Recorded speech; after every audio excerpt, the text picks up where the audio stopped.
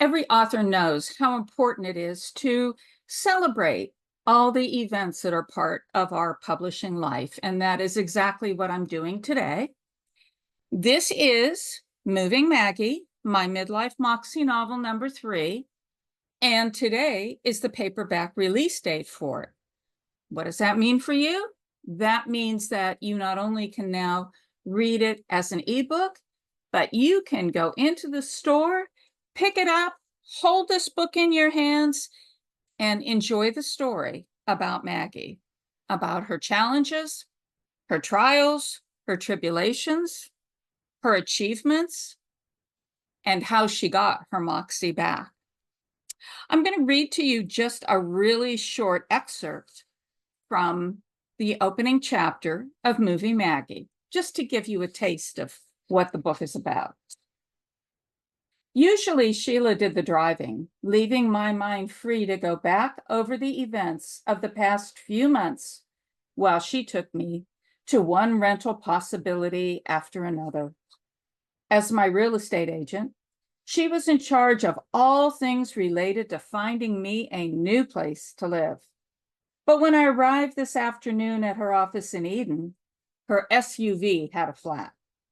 So rather than delay our excursion while waiting for road service, I offered to drive.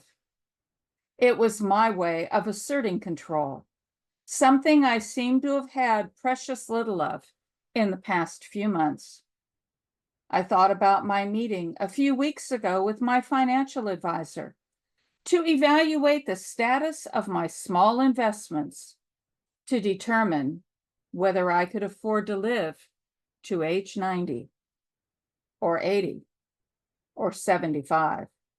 Life is full of possibilities was the firm's slogan, but I hadn't found that particularly heartening since my possibilities weren't all that positive. I used to be a very forward-thinking, organized person. I used to have a plan for my life. But then I used to be happily married and gainfully employed. Now I was neither. And on top of all that, had to find a new place to live. So that is the beginning of Moving Maggie, a woman who learns at 60 that she's lost her husband because he's fallen in love with someone younger. She's lost her job because the hospital where she was in charge of public relations and marketing had just been bought out by a much larger health conglomerate. And most assuredly, she had lost her moxie.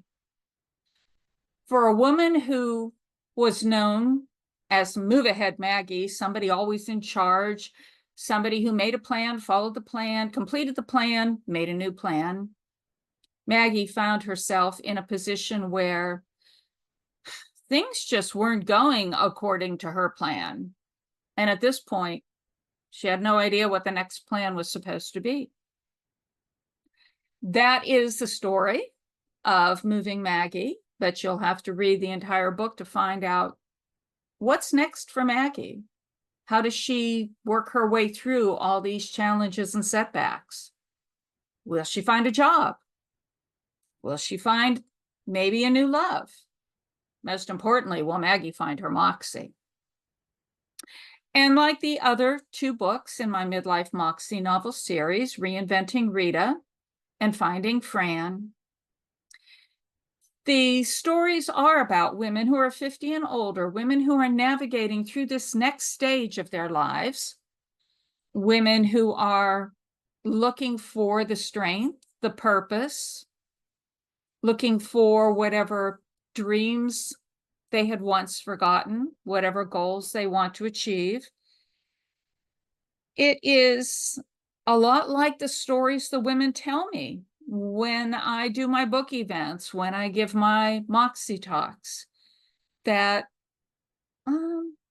midlife can be a great time of life if you've got the strength for it, if you've got the determination to pursue it, if you've got the self-confidence, if you believe that you do have opportunities, have doors to open, then you can really discover maybe hidden parts of yourself that you hadn't even known about. That's what happens in Moving Maggie. That is what happens in my other two books. And in the books that will follow, I've just recently completed my fourth midlife Moxie novel, and it is wending its way through the internet on its way to my editor for dusting, polishing, revising, suggestions. That's all part of being an author.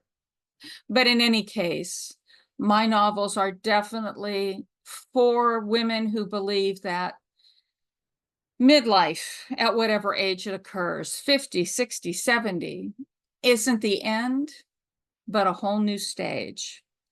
And for the most part, we're excited about it. In any case, I hope you take the opportunity to check out Moving Maggie at your favorite bookstore, online. Ask your library to carry it if they haven't already ordered it, and then let me know what you think about it. I'm very proud of Moving Maggie. This is my baby, my new baby.